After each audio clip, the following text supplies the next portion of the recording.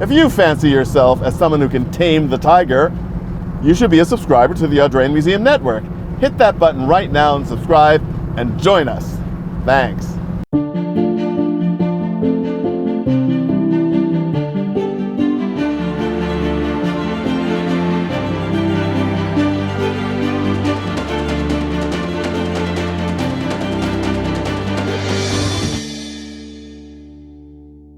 The evolution of the Sunbeam Alpine from its first iteration with those big fins to this, the final version of the car, is absolutely striking.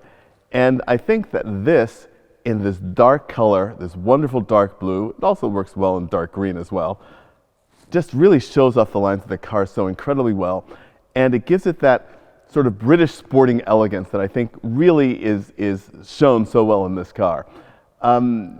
People may like a Jaguar more for its flash, or they might like an Aston for its pedigree, but for performance and great looks, you cannot beat the Sunbeam Tiger.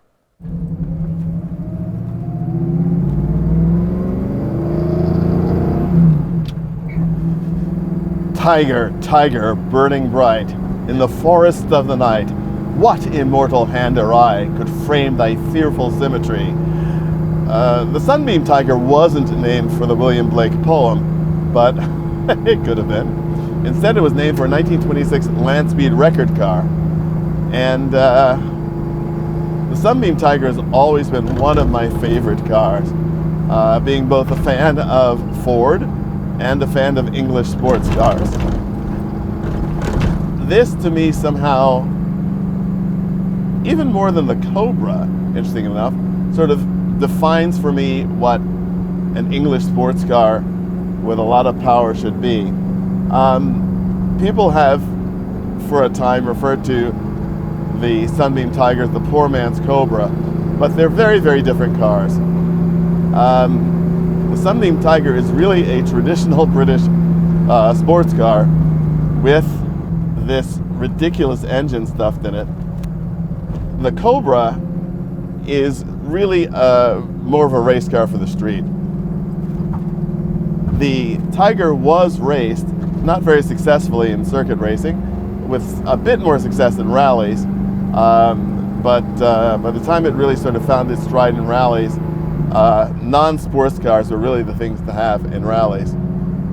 But the Sunbeam Tiger is a spectacular combination, for me, of style, chassis, and engine. And it was not the work of a moment to put the Ford 289 into the hood of this car. There's barely room for anything. Just recently, a small section of fuel line had to be replaced under the hood of this car, and our chief mechanic, Lee Castleberry, ended up with quite a bloody hand having done it, because there's so little room under the hood. But, you know, it's one of those things that the Tiger is, of course it's not my blood, but worth bleeding for. This example, this 1967 Mark II, is among the last ones to be made in a very unfortunate circumstance. The Roots Group was taken over by Chrysler, and for understandable reasons, Chrysler did not want to sell a range-topping sports car with a Ford engine, but none of Chrysler's V8s would fit under the hood of this car. As I said before, it was quite the work to get the 289 Ford in here, and so the car was discontinued. But Chrysler did allow the Roots Group to continue to sell the cars while the Ford engine stock remained available. And you can tell that this is one of those late Chrysler-owned Roots cars because it has the Chrysler Pentastar on the fender, which is quite odd, and of course the car powered by Ford. But, you know, frankly, in today's world where you have a Formula One Alpine, which is going to be powered by Mercedes, it's probably not that big a deal. but back then it was rather more of a deal and something that simply was not done.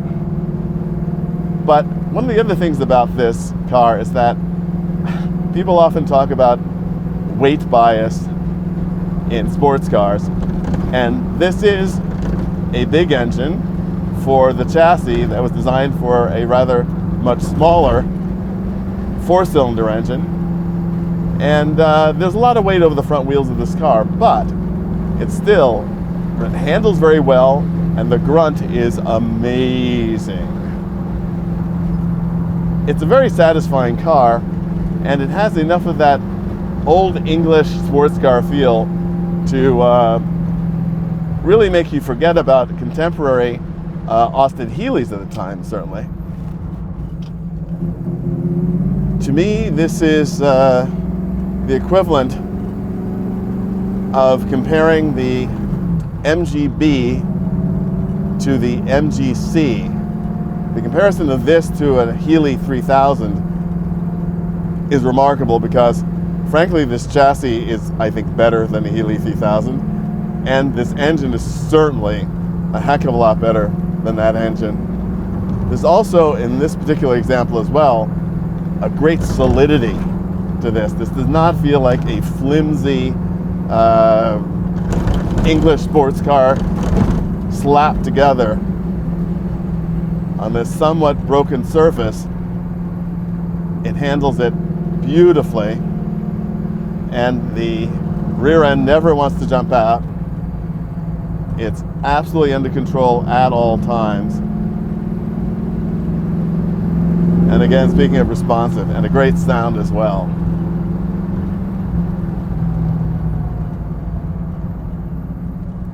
They only made a little more than 600 of these Tigers in Mark II guise, and it's very rare to find one that's in completely stock condition because they were so easily modifiable and so frequently modified. The story of the Sunbeam Alpine is a long one. The first models were launched after World War II and were quite something. You can see one if you don't know what one is in the great Cary Grant, Grace Kelly movie, To Catch a Thief. Grace Kelly drives one on it quite memorably on the mountain roads above Monte Carlo. And then it continued to another version with very 1950s American fins, of which this is the descendant. And that also had a starring movie role, that first Sunbeam Alpine, in James Bond in Dr. No. Yes, Dr. No. He drives, I believe it's a bright blue one. And the transition between those sort of boulevard sports cars to this monster is quite dramatic indeed. And yet, the Alpine, and here in its Tiger mode, still retain a great deal of style. And that's something that I really respond to. This is a very, I don't know, sort of Donald Osborne, American-powered British sports car. I've always loved these cars, and it's such a treat to drive a really good one. Whether it's a poor man's Cobra or not, the Sunbeam Tiger certainly is a very deserving and worthy sports car, and a fitting tribute to the Sunbeam Alpine.